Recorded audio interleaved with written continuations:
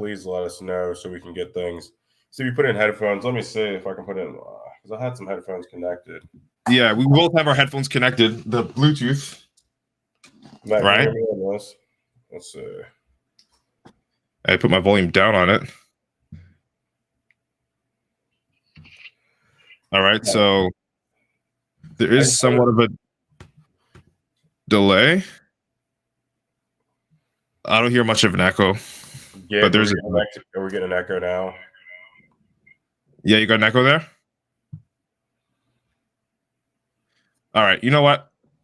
Okay, so guys, join the YouTube. I'm going to mute here on my end. You can read the pin. Join the YouTube for the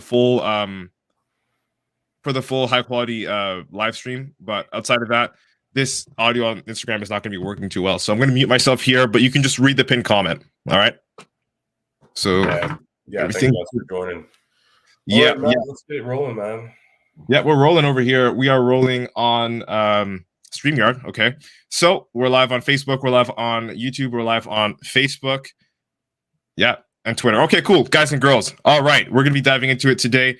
Yo, what's good, meatheads? Hope you're having an amazing day, and welcome to another episode of the Meathead on the Mic podcast. It's your returning champion, IFBB Pro Matt Brutale, coming at you with another topic. And today, I'll be welcoming someone I've known for over 5 years, but never met in person. He was one of the first people to actually make me feel comfortable in the fitness space online in this fitness industry. Someone I've never actually crossed paths with or shook hands with physically. Someone who, I guess, in today's standards, defied all odds, getting his pro card just recently this past week. And he's here to fucking show us how he did it, tell us his life experience, and walk us through a life in his shoe. All right. So without any ado, I'm going to introduce to you the new IFBB Pro, my brother, Kirk Moore. Give him a round of applause. Congratulations. Thanks for joining. Appreciate you, bro. And congratulations on your pro card. How you feeling, man? How you feeling right now? Dude, feeling great, man. Thank you so much for having me on the podcast. It's just, like you said, we've known each other for years now. We've both been on this journey to get our pro cards, and you got yours, I believe, last year, right? It's been a year now, I believe, since you got yours, and now me coming up getting mine. One of the person comments said next show, 2024 for sure. And take a year off. But yeah, man, it's just been a crazy experience. You know, we've just been steady at it, just consistently training, dieting, you know, doing what we got to do, you know, to make sure our dreams are coming true. And this was one of the steps in the process, you know, getting that pro card. Totally, bro. And I can see it. I can see this is another step, I guess, as brothers that we're all taking together. And for those of you guys and girls that don't know, when I say I've known this guy for 5 years, it's not just like I click the follow button or he clicked the follow button and like we're just buddies through that, you know, just the medium of following each other. Like, no, we are part of this group chat. We've been a part of this group chat called Alien Age, where it's a couple of guys that love competing, which is basically Kirk, representing the States, Colt, our buddy, also representing the States, me representing Canada, my boy Neil Naz, you know, he represents the UK, and then our boy Bonheur, he represents Australia. So like we're pretty much on different parts of the world. We've never really met each other except for me and Colt when he came down here when he was with Jed North. It came to Toronto and did some pictures. I bumped into him. He came over. We chilled, you know. But outside of that, we never really met each other, right? And we were part of this group chat for over 5 years, where I promise you, I kid you not, up until today, guys, we message each other, I swear to God, almost every single day. You can't hear me on StreamYard? All right, you know what we'll do? I'm going to exit off over here. I'm going to invite you over here instead. I'm going to let's exit the Instagram, and then I'm just going to invite you. Yeah? Pardon me?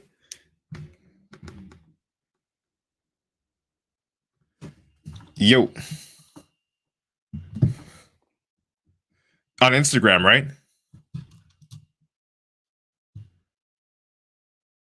Oh, okay. No, I was muted on Instagram the whole time, just so that we didn't get the feedback, right? So I was just listening to that, but I turned off the mute. I'm going to send you the re-invite for StreamYard. But on StreamYard, you could hear me, right?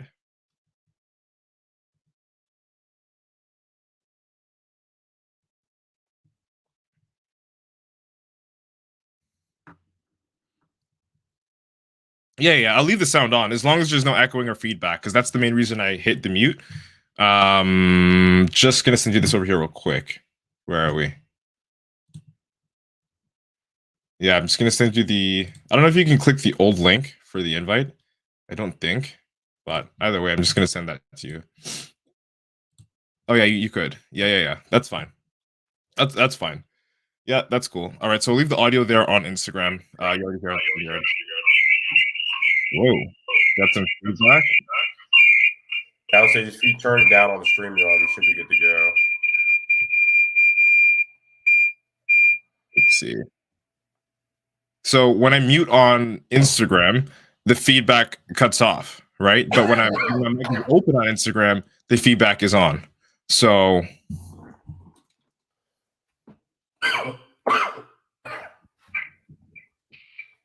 yeah, the feedback will always be on if I.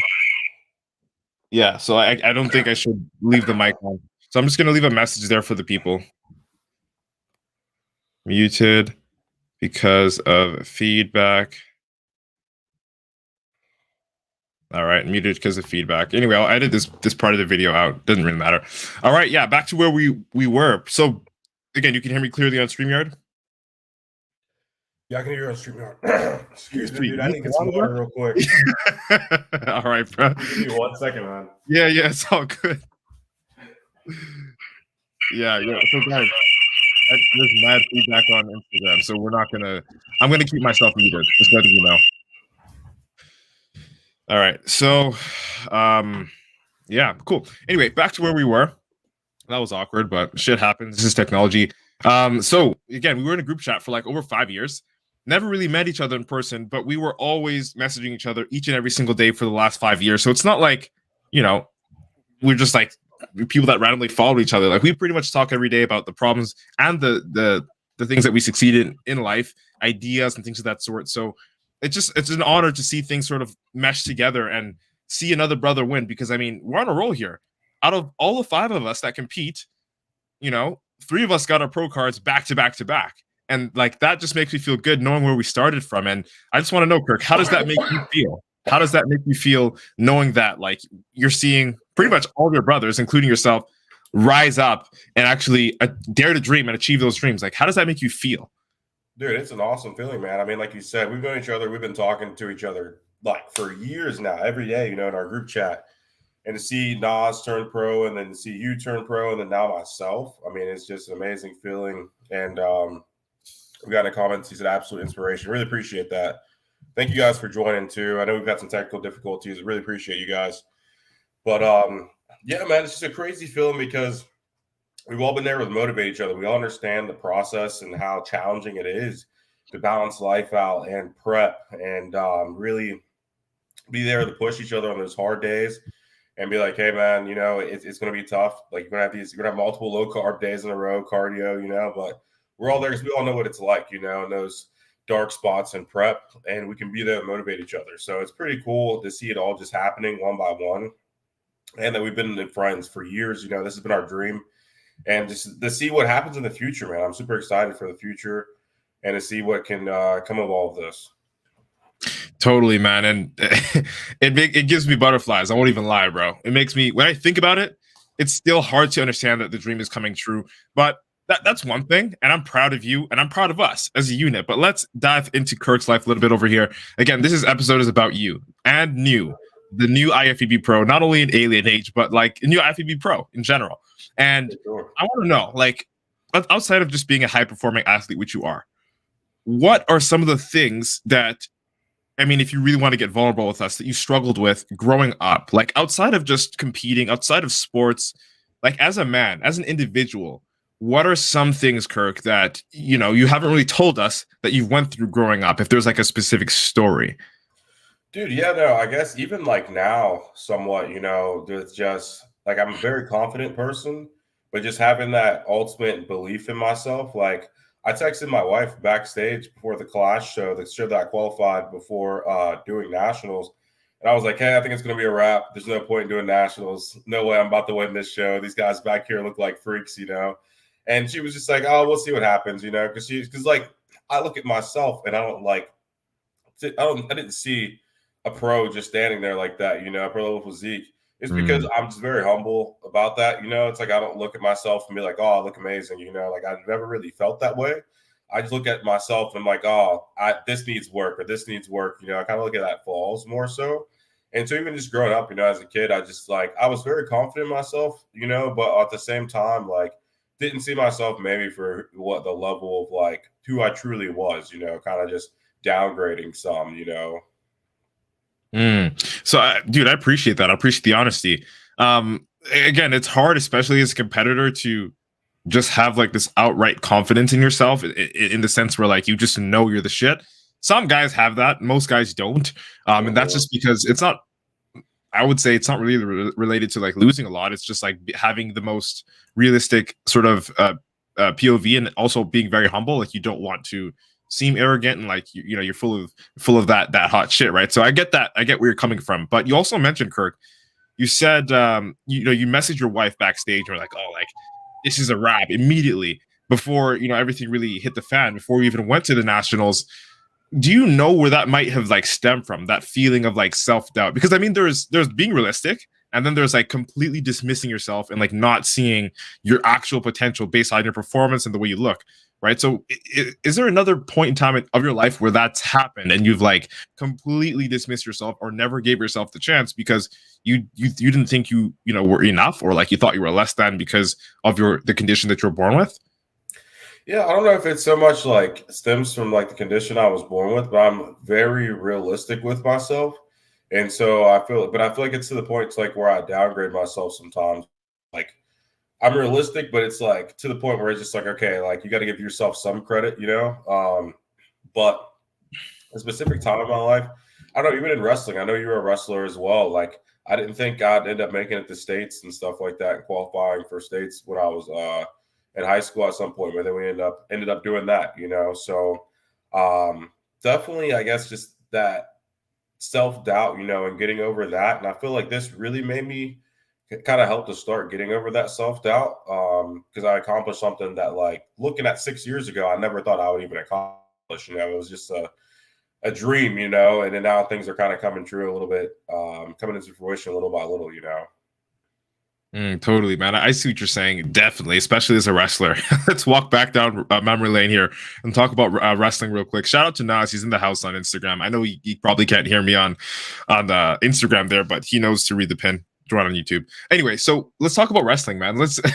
As soon as you mentioned wrestling, I thought to myself, and God forgive me, like, but how was it? I mean, because you wrestled, was it in high school, right?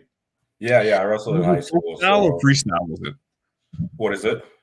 Did you do folk style wrestling, freestyle wrestling, or Greco-Roman, if you remember? Yeah, folk style wrestling. Hey, thanks, Coach. Appreciate it, man. Appreciate it, David. And shout out Fraser Strong in here. Shout out Nas, all the people, you guys. Thank you guys for joining. But yeah, no, I wrestled folk style in high school. That's kind of how it is in the States here. I don't know what it is in Canada. If you guys do folk style in high school or freestyle?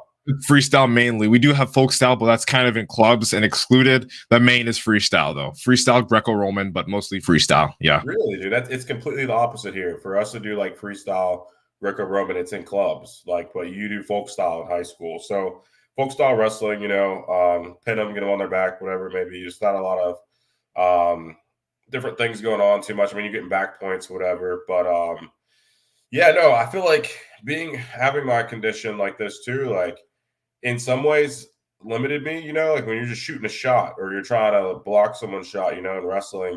And then, but at the same time, I was stronger than a lot of my opponents because I wrestled like 132 pounds in high school, like my senior year. So I'm 132 pounds, but I can bench press over 300 some pounds, So I was stronger than a lot of guys I wrestled back then. So a lot of like wrist control, things like that. And I kind of used it to my advantage somewhat. But like I said, it's disadvantage too. You're trying to shoot in on people and do different things, Mm-hmm. That's what I was thinking about. I'm like, what would your go-to move be, and what would their go-to move be against you? Probably like a high crotch single. But I'm like, is a single a double leg for Kirk? I don't get it. But either way, yeah. I'm looking at it like, this is very hard to defend. But if you do have that, the wrist control, the grip strength, then you can easily defend yourself. No one can really shoot on you if they don't have hands. So I was thinking, exactly, yeah. So there is almost, and now that I'm looking at it, for everything that I guess most people would doubt that you could be successful in, you kind of are. You know what I mean? Like you just found your own way to do it, which is super fucking admirable and something that like I think most people that are following you now are like really picking up on is the fact that they don't even have your condition and they're not anywhere near where you are, not because of X, Y, and Z, but because of their mind, right? And that their mind sort of holds them back in a position where they think they're not capable of doing something based off of whatever external excuse they have for themselves. But like to see someone like you, who, I mean, if we're looking at the average person that's looking at you, would say has an obvious disadvantage, to still become like to come out on top and beat an entire class of people, not once, but twice, and get your pro card. What would you have to say to the one person that I guess is, I'm not even, because I personally don't view you as like disabled. Like I know you literally do everything, probably not even everything. You do more things better than most people that have, both legs and all that stuff like can do. You probably bench more than them. You probably squat more than them, and you probably, dead more than them, right? And so, what would you say to this average human being when it comes to them sort of, doubting themselves, or at least not giving themselves the chance or dismissing themselves because of their own self-belief of being inadequate? Yeah, no, I feel like that's one of the reasons why I've been gaining a lot of traction recently. Shout out to Create Your Mark on here and Quinjamin on joining the thing. Appreciate it, guys.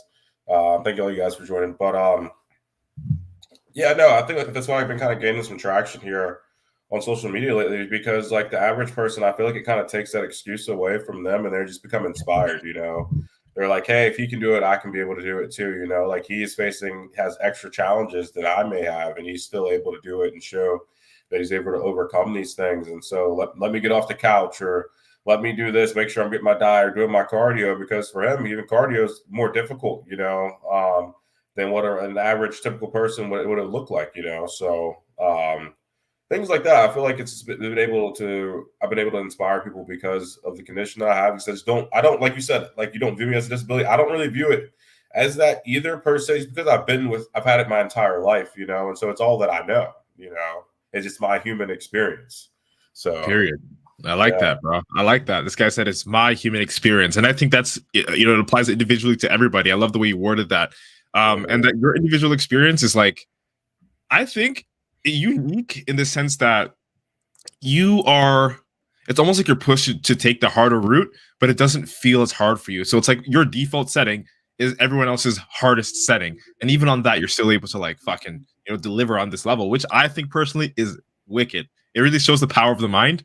And I think that's what a lot of these people are picking up on. You know what I mean? The power of the mind, and how, again, when we do limit ourselves, most of it is BS, because there are other people in other situations, I guess, in less fortunate situations, that are able to do way more than most people with the most fortunate situation. So I like that, man. I really do like that. And another thing I wanted to bring up, Kirk, with you is when it comes to, and this is a little bit juvenile, I guess, whatever, but for those of you guys that don't know how he sort of gets around the gym, I want you to like sort of explain to us, like, how do you actually move around the gym? I know you, in your story recently, for those of you not following him, you should be following him. That's Kirk Moore on Instagram.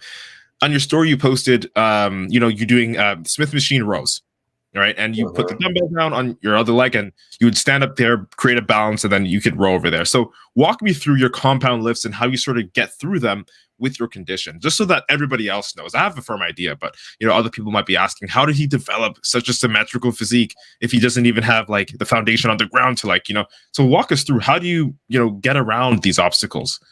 Yeah, for sure. No, definitely creating that symmetry that I can, So when I'm doing a bent over, like I posted on my story, I have to have a dumbbell or a platform, something under my foot, so I'm equal, When I'm doing like even things like pull-ups, I position my like bigger leg a little bit to the left side of my body some, just so I can try to equal out the weight as much as possible. Different things like that. I try to do when I'm squatting. I don't use a plate or anything like that under my foot. So it's just a lot of balance on that leg. But I'm in men's physique, so they're not judging my legs anyway, so I don't have to really worry about that. But yeah, no, just when it comes to back training, mainly I have to have a dumbbell under my foot just to make sure that everything's balanced out, and then I can create that symmetry. And I feel like that's one of the things in my physique that like I have a great part of my physique is the symmetry, despite, my legs not being symmetrical. I have to accommodate for that and make sure that happens. So my back, chest, delts, arms, everything else can be symmetrical. No, I hear that. Again, for those of you guys and girls that don't know, that's how he gets around the gym. That's how he's able to mitigate it and still create a beautiful, aesthetic, symmetrical physique while not having, both feet planted on the ground, which really shows like with any, like if you have just like a little bit of willpower and a lot of creativity, you can make anything work. That's wicked, man. And I'm just thinking about like the center of gravity when you said the pull-ups. I'm like, that's fucking genius, bro. Like, I'm gonna look at some of my asymmetries on my back and start to like move my legs now so that I can, gravity. Honestly, that was a little bit selfish. I got some free game from you, Kirk. So shout out to Kirk for that. But let's break it down.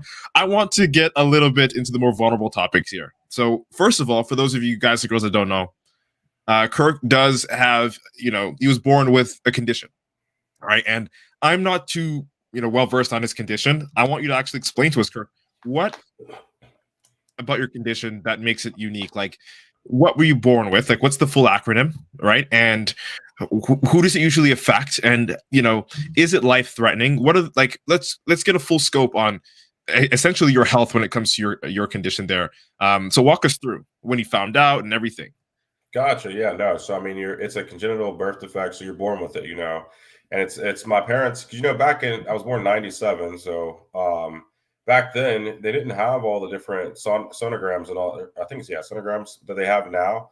So my parents didn't know that I was actually born with this condition, so it was complete shock and surprise and they didn't know when I was first born, and then until the nurse like cleaned me up, brought me back, and they're like, oh, like they didn't have no idea until after that got brought back from the nurse and everything after being born that I was born this way. And so it was complete just shock, utter surprise, So I was born with it, and it's called proximal femoral focal deficiency.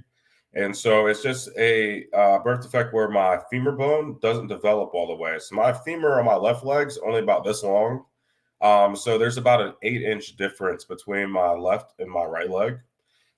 Because of that, and so it's not life-threatening, anything like that. It's not genetic. It's not anything that can just be passed down. They just honestly don't know where it comes from at this point. They just assume that maybe something could happen during like the pregnancy process to potentially cause it, but they don't know what it is. It's extremely rare. I mean, I've had probably since my social media has kind of been like gaining some traction, I've had about maybe 5 people DM me and say, hey, like I'm actually born with the same condition, and I've never actually seen another person born with the same condition in person before. Like I'm the only person that I personally know. So that's how like rare it is, and it only, especially because I've had people like, it was one kid that was in India that had it. It was the other 2 people I think were like in the States here in the US. And so it's extremely rare, like I said, it's not life-threatening, anything like that. There's nothing genetic. They don't know what causes it. It just affects certain people. Then there's different types of it too. So there's like A, B, and C. Mine is type A. And then you have type B and C where those affect you more so in your hip. And so a lot of times when you have people with that, their hip is so loose that they can't even like be able to walk as much or train or do anything like that. And so they have to have like an amputate and get a prosthetic or something else, or they can't really do physical activity like that. But with mine being type A, it's just mainly my femur bone. And so my hip, there's not too much going on with that would cause a problem. And so I'm still able to do everything I pretty much want to do in life, Solid, man. That's a really, really great in-depth explanation. I learned a little bit about your condition there and how rare it is actually. You've never seen anyone in real life with your condition. No, never. Yeah, I'm the only person I know personally that has it, That's wicked, man. It's super rare. That's super rare. And you could definitely say you are one of a kind. I don't know if there's any other human being in general on this planet that has got an IFBB Pro card with your condition. You might be the first, eh? Have you ever thought of that? I am the first. My coach actually, he like confirmed I'm like the first pro that was born with a congenital birth defect like that. So I'm like the first IFBB Pro for it to ever be born like that. There was a guy, he said about 15 years ago that he tried to get a pro card like probably 6 or 7 times, just wasn't able to. He was born with a congenital birth defect. But I'm the first one. This guy, first and only. Look at this trendsetter. Like that's imagine to say in the whole entire world you are the first at something and that's locked in. I don't think I can say that. I thought I was that person for the pro card, being the first whatever natural 23-year-old to get the pro. But even now when I look at it, I'm like, there probably were other guys, like there was Quint Beastwood and stuff like that. Yeah. Who I think when he got his pro card was still natural, maybe around the same age. But anyway, that's super special. That's I think in itself a rarity. So digging a little bit deeper, Kirk, I want to sort of get into your personal life away from the gym as you were growing up. So like, when did you notice as you were growing up that you actually had a condition? Was it something that your parents told you when you were a kid, or did you like just notice everyone at the park had different legs than you? What was it? Yeah, no, my parents definitely let me know as soon as I could like understand and conceptualize everything. They definitely let me know and never shied away from it. Because they knew, like, kids can be cruel. Kids are evil, they knew bro. kids would want to poke, point at me, laugh, things like that. And so they wanted me to be aware, and they always would be like, "Hey, like God created you like this for a reason, Don't worry about that. Like whatever kids would have to say, that's just them." And a lot of times it's just kids being curious and then just not knowing, And even to this day, like I was at the grocery store. And you have little kids just pointing, "Mommy, what's wrong with him? Why is he walking like this?" So, I mean, it's a never-ending thing, really, with that as a kid. But my parents made me very aware of everything going on. They explained everything with the condition I was born with, everything like that from the time I was little. So I never really, it wasn't just like, oh, like people are different. Like I knew I was different right away, and I'm glad they did, because I feel like it made things easier because I could just understand everything right off the bat, I hear you, man. Definitely. Someone here on YouTube asks, can you show the length of your leg differential on the podcast? So no, we're not going to actually just do that. You can definitely go to his profile, which I'm going to put over here for if you're still tuning in on YouTube. It is Nathan Johnson. So I appreciate the question. So it's Kirk Moore. Is it 1_ or 2_? 1_. That's Kirk Moore 1_. Check him out on Instagram. You'll be able to actually see, in contrast to his body, what his leg looks like. So we're not going to actually get him to, stand up on the podcast. We're not doing that. But I appreciate the question and thank you for asking, because we don't like sitting ducks. We like people that are engaging with the live stream here. So back onto topic, Kirk, man. So that's interesting. Of course, your parents did tell you, beforehand, so you can anticipate it. How do you think that affected your self-esteem growing up? Like, I personally view you as like a no bullshit, super confident type of dude. And I think a lot of it comes from the fact that you had to sort of just like siphon off all the bullshit that by default people throw at you because of, your congenital birth situation. I don't even want to call it a defect because, God made you like this, as your parents said. And clearly there's a good reason for it, because you are the only person on the planet to get a pro card with your condition. So if that's something to inspire someone, like somebody with your condition or just anybody, I think it's super powerful. So your parents were definitely on the right track with that. Definitely, you're one of a kind. In like literally in the records, one of a kind. So what do you think, sort of, when it comes to your self-esteem? How did that affect you, bro? You know what I mean? Because I view you as super confident, But how did that affect you growing up? Yeah, no, definitely. My parents were constantly that constant force of building confidence in myself and allowing me to just know who I was as a human being, as a person, that I was made this way for a reason and that there was a purpose in it all, And so I feel like when you have a life and you feel like you're living on a purpose, and from the time I was a kid, I always loved sports. I played football, did high jump and track. I was actually the county high jump champion in track, did wrestling. And so from the time I was a kid, I had people telling me like, "Hey, you've inspired me," And if I was born like this, just for that sole reason, it was all worth it, Like I've had thoughts and like, we go back to self-confidence, like, man, I wish I was like everyone else. I wish I could be like everyone else. But like, I'd take this different condition being different just for the amount of people I've been able to impact and inspire. Like living a life differently from everyone else, dude, would be 100% worth it just for that fact alone, that I've been able to inspire probably thousands of people since the time I was a kid, So, dude. Yeah, man, that dude, man, yeah, that was almost a tearjerker right there. But I swear to God, I was coughing. That's wicked. It's because it's so true. You know what I mean? Like, and I think if I could just go back in time and talk to like kid Kirk. Not to say that you had any issues back then with the way you were, but if you ever did question yourself, if you ever did, like if I could just go back in time, I wish I could just go tell you how much of an inspiration you'd grow up to become if you ever doubted yourself, because that is crazy, man. And again, just going back to it, your parents are on the ball, or were on the ball when they said you were born like this for a reason, because there's nobody else that's done what you've done, period.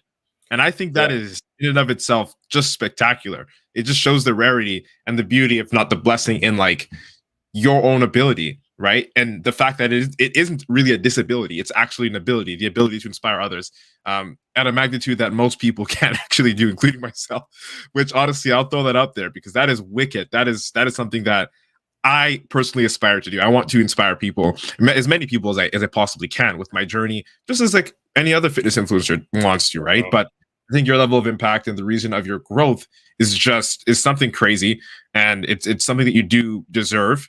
And I think it's such a wicked impact on the fitness space, and just as an individual, what is possible to like remove those limiting effects. Because I mean, if he can do it, why can't I? You know what I mean? For sure. That's a beautiful perspective to have. And I think that just by naturally you existing, you exude that, and you make people to just by default want more for themselves just because of like how much you were able to get in life. And talking about in life, let's get a little bit into personal Kirk right now. We know you have a beautiful wife. You've been married for a couple of years. Walk us through how you met her, and the things that you might have been insecure about or not insecure about, the entire dating scene, how that was for you growing up. What was that like for Kirk? Dude, yeah. Well, first, shout out Omar V. Ventura. Saw he joined the call, so shout out them. Shout out. Cool. But yeah, no, growing up, dude, that the whole like dating scene and things like that. I think there was a time in middle school that there was a girl. She was just like, oh, Kirk is cool and all and everything, but I don't know if I could date someone like that because of his leg. So like things like that. Obviously, I've had different girlfriends and stuff like that. Talk to different people, whatever. But that like when you're a kid, that things like that would hurt, like if you or things like that, it can hurt your feelings. It's just something you can't control. You're a nice guy, whatever it may be, but someone wouldn't want to be with you over something you couldn't control, which that's their own opinion. Someone might not want to be with someone because of their attraction level to them, whatever it may be, so it's fair. Yeah, totally. Yeah, exactly. So, but going to my wife, though, we actually met at a summer camp. It was actually, we met at a summer camp right after high school. And it was actually funny because I actually did my first show 5 weeks after we had met. So I only prepped for 5 weeks to do my first show. But we had met and we were just friends. We were just friends for a while. And then I think like over a year and some later, kind of talked and stuff like that, and then things kind of fell off. And then she sent me a message a little bit time after that, and we kind of talked, and then ended up dating, and then we've been together ever since. And so it's been like over four and a half years, I think we've been together, but we've been married for 3.5 years now at this point. So time is just moving quick, and it's actually our first time prepping together, because right before we got married, I won teen nationals in 2017. Did North Americans, got third call outs there, got destroyed. I was only 19 years old, so wasn't nearly big enough. And then that was September, I think, 1st when I did North Americans. And then we started talking in like November. So like 2 months after that, we started talking. And so that was the first time, so we've never prepped together or anything like that. Because I haven't competed since then, I took a lot of time off. About 5 years off from the stage, and so I haven't competed since then. So this whole prep too was just like she didn't understand what was going on completely, and just why I was feeling so miserable, didn't want to do anything, all that stuff like that. So it was definitely an interesting process, but we've had 3.5 years that we've been married already, and so I feel like building that strong relationship before you get into a prep, before you diet, make sure you have a good firm foundation, because it's going to be days where it's difficult. You're a little bit more irritable. You don't do as much around the house because you're just too tired, and so I'm super grateful, thankful for her, super happy that she's been in my life all this time, and she's just been super supportive. She's been my biggest fan. Like, I'm going to post a video at some point when I got my pro card, you can literally hear her screaming louder than anyone else in the audience, you know. So, but Shout yeah, out super grateful for her. Definitely, man. I remember because again, we've been in the group chat for super long, right? And I do remember when you guys actually got married and everything sort of, you went to school again, and like everything you really started to lock down on your life outside of competing. And I personally, outside of being an athlete, was super inspired by that. Cause I mean, we're only about a year difference. You're 97, right? I'm 98. And I'm like, looking at you, the guy's married, he's got a great career, and he's focusing on what he needs to focus on to get the most out of his life.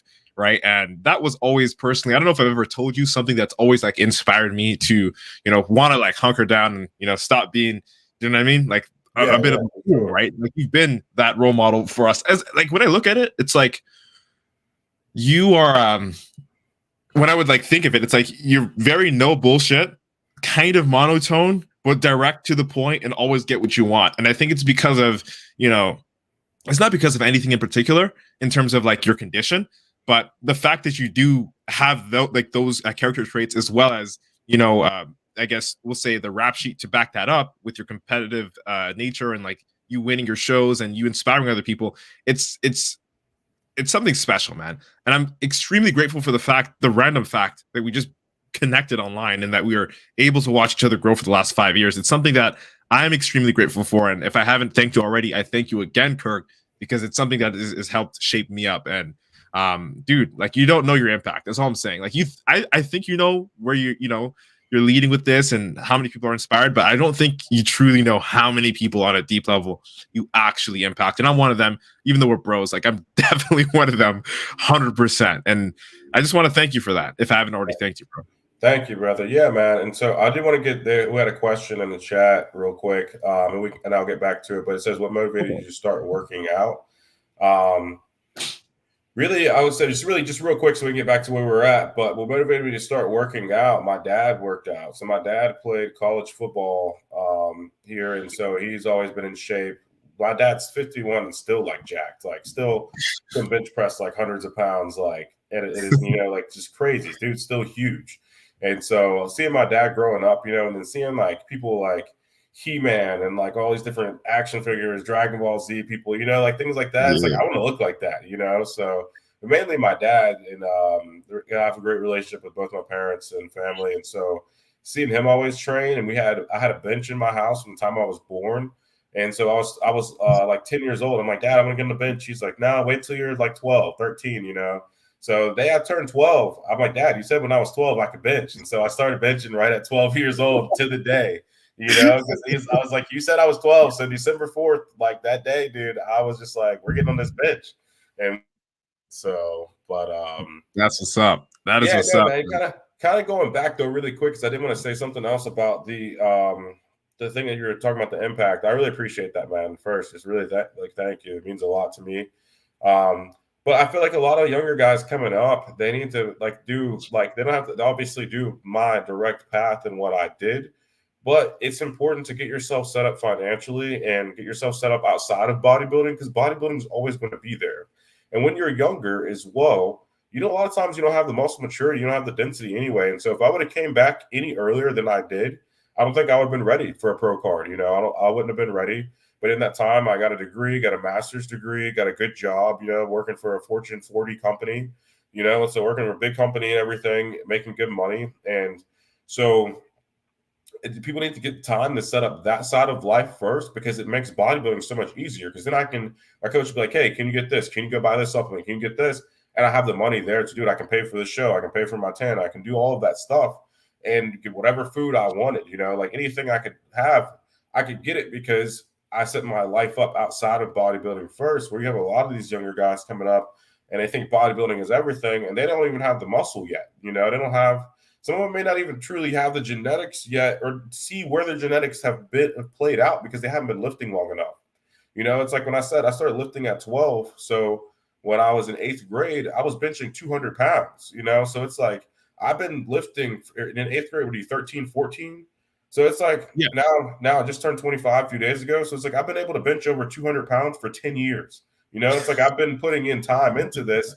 everyone's like, Kirk, your chest is just so crazy. Like you got that big full chest. It's like, dude, it's been 10 years, that I've been training my chest, since I started so young. And so that's just the thing for a lot of the younger guys coming up. Make sure you have your life outside of bodybuilding, your financial situation, your relationships, your emotional situation, that you're mentally good to go before going into a prep, because it's going to be hard times, within that. And if you don't get the outcome you desire, like, you don't want to put all your eggs in one basket. You want to make sure life outside of bodybuilding is okay first too, Totally, man. I remember having that conversation with you several times, and with the rest of the boys several times, because out of all of us, you are the only one first of all, you're the only one in the group with like a master's degree, and outside of careers and things like that, you're the only one that has a real career that's not based in the gym or related to the gym. Like I myself, I love my career. I'm an online coach, right? But it's based around things like that. Naz as well, online coach and in-person coach.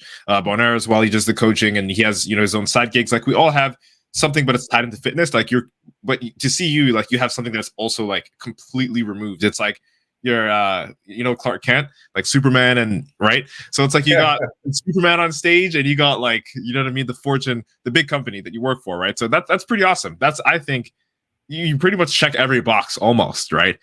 Almost every single box. And the only box that we wouldn't check is one that the average person would look at or look down upon and look at it as sort of like a disability. But for me, I would say is a gift that you actually get to use to inspire others, which is the fact of, your congenital genetic, condition, the one you're born with, right? So that's super powerful. And I want to segue into this, Kirk, real quick.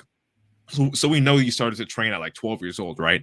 But before we get into this, we got a couple of compliments here. So Nathan Johnson on YouTube says you have tons of musculature showing through your physique, I guess. Super inspiring.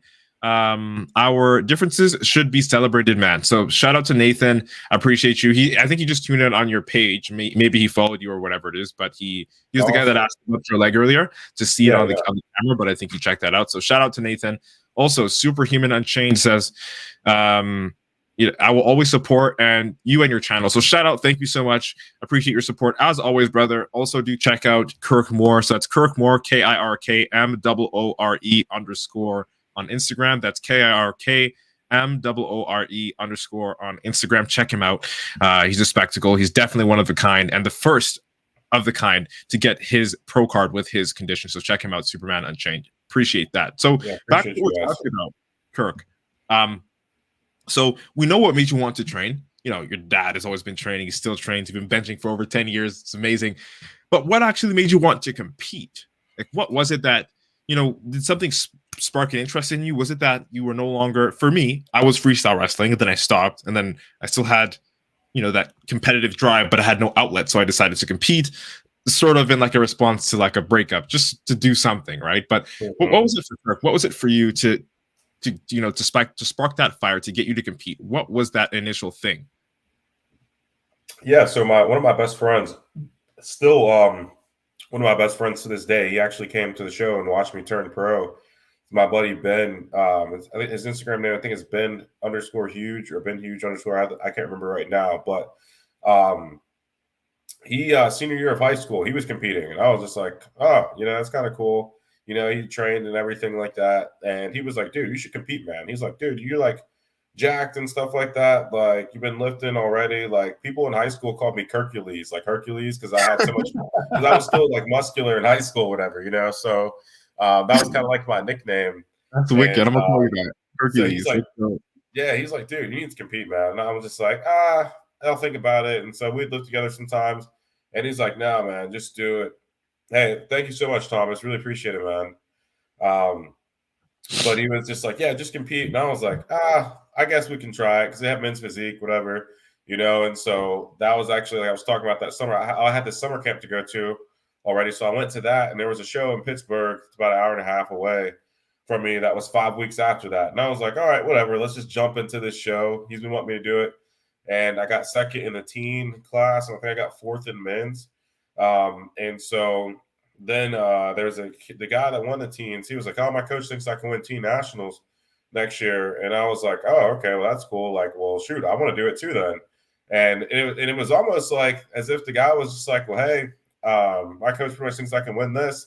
just disregarding anyone else, you know. So I was like, all right, whatever. I want to take this up and I want to beat this guy, you know. So I want to go and do Mhm. team nationals and win, and end up winning the overall at team nationals, and that really validated everything.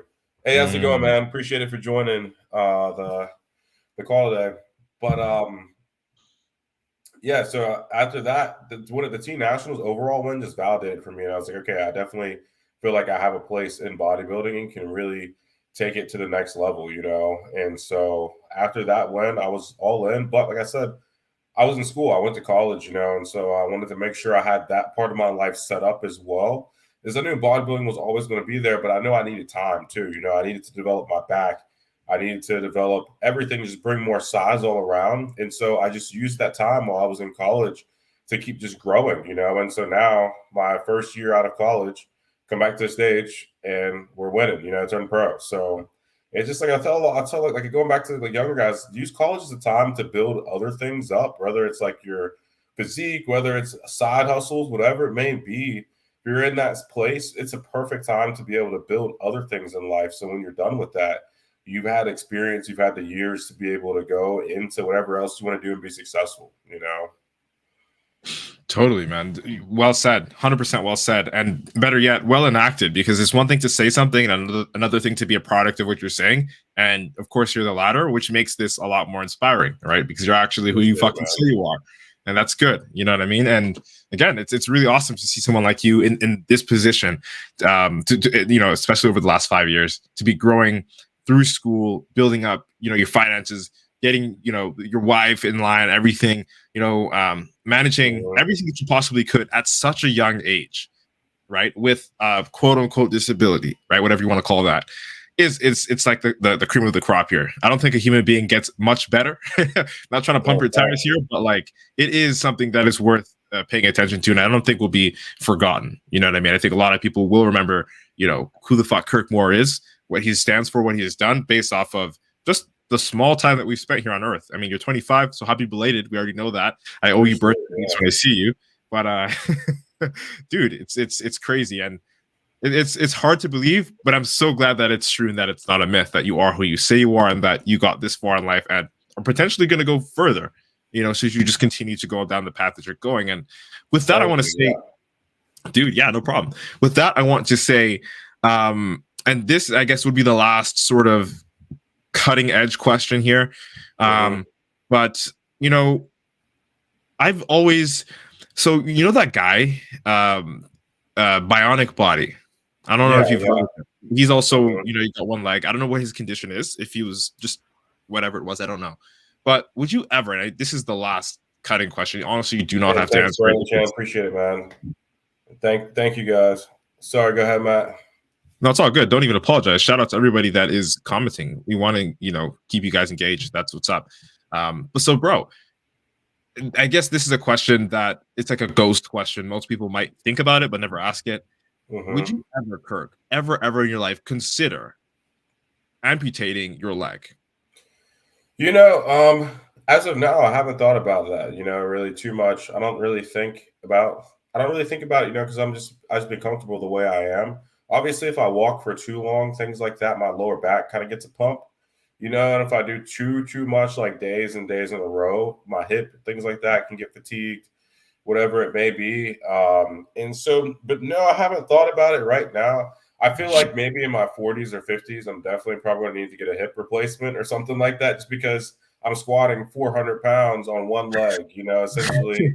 And like, I'm every time I stand up, I'm standing up on one leg. Every time the way I walk, I'm like in a quarter squat, you know, just Mm. walking around. And so it's definitely taken way more damage than a normal hip, you know, and so definitely probably another 20 some years down the road, I'll probably gonna need a hip replacement. But the way the technology is nowadays, too, like with that stuff, like it's in and out, and you're like back walking like the next day. So, like, um, I don't know, man. I haven't really thought about it too much. I'm just kind of riding this out now. Because when it comes with that too, so one of my buddies, Rob, I met at the class show. I posted him a picture of me and him on Instagram because he won his class too, and he had his leg amputated because he had cancer when he was I 12 think years I did old. see it. Yeah, gonna look again, but Yeah, yeah, go ahead. so yeah, he had cancer when he was 12, so he had to have his leg amputated. And I was talking to him about it, and he said that his prosthetic leg is like $300,000. Like the one that they created for him is like the one that they use for like military people, and so it's extremely expensive. And like, obviously I'd have the right insurance, things like that, to be able to get something like that. But I haven't really thought about amputating my leg or anything.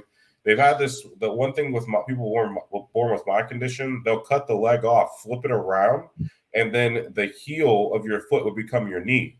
And then they put the prosthetic on from there. And so, but I haven't really thought about that, really going that route. I've been comfortable the way I've been. And so I didn't really want to mess with it, anything like that, just because, surgery can be scary, and it is, yeah. You don't really want to mess with things like that too much. So, no, I totally hear you. And I mean, definitely better safe than sorry. If it ain't broke, don't fix it, right? So you're already working with it, right? And I guess when or if it ever becomes something that you have to pay attention to in the future, as you said, like a hip replacement or anything like that, then I guess pay attention. And I personally think, in the next 20 years, so technology is crazy now, but in the next 20 years, technology is just going to be absolutely hacked and broken. So like, it might be worth waiting it out if it did get to that situation where, for your health and the preservation of your life, you'd have to like do something about that, which I don't think right now is an issue. Honestly, thanks for joining. Appreciate it.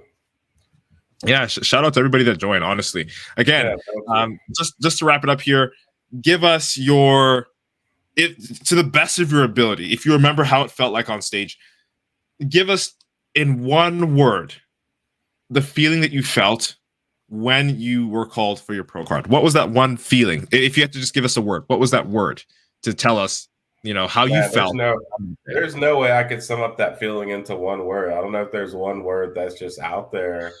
I mean, it just felt like relief, really. I guess if I can say one word, because I've been working towards this goal. Like I said, since my first show, really, I wanted to be a pro. So about 6 years ago, since my first show, it's been 5 years since the last time I competed. But I know prep was tough on my body. It was tough on even just with me and my wife, because like I'm not my normal self. Towards this last 6 weeks, you're tired all the time. You're fatigued. You don't want to do anything. And it is costly, for all of that it is costly to compete and everything. And I was just like, felt like my body was pretty much shutting down that last week. Like Monday, I called off of work and was like, hey, I just need to go home. Like, I'm just extremely exhausted. My body can't take this anymore. And so to be up on stage and get that pro card, hear my name called, man, it just felt like such a relief. Like, wow, we did it. Like, we did it. That was the goal. We took 5 years off, to be able to do this. And just to be able to come back and prep after 5 years, like, like the mental, to get your mind back in that mental place, that space, dude. People don't understand how tough that is, like competing. Like if you take a year or 2 years off, like, yeah, you can get your mind back into it. But 5 years you've been living like essentially like a normal person, you're getting back to it. It's like your body hasn't realized what's going on. It's like you're getting back into your first show ever again, Yeah. Because I feel like definitely the more you compete, the more your body kind of gets with it. But like taking 5 years off, coming back into it was extremely difficult, and like I said, it was my first prep with my wife. And so like, even for her, I wanted to win for her, be like, sorry, I know I was kind of irritable, like hopefully this pro card, now it makes it worth it, all the suffering that was involved with it, so, but and that just grateful, and I was happy I was able to inspire so many people because of that, and just doing something that I love to do. And then really after that, the next thought in my head was like, all right, well, what's next? Like we did this.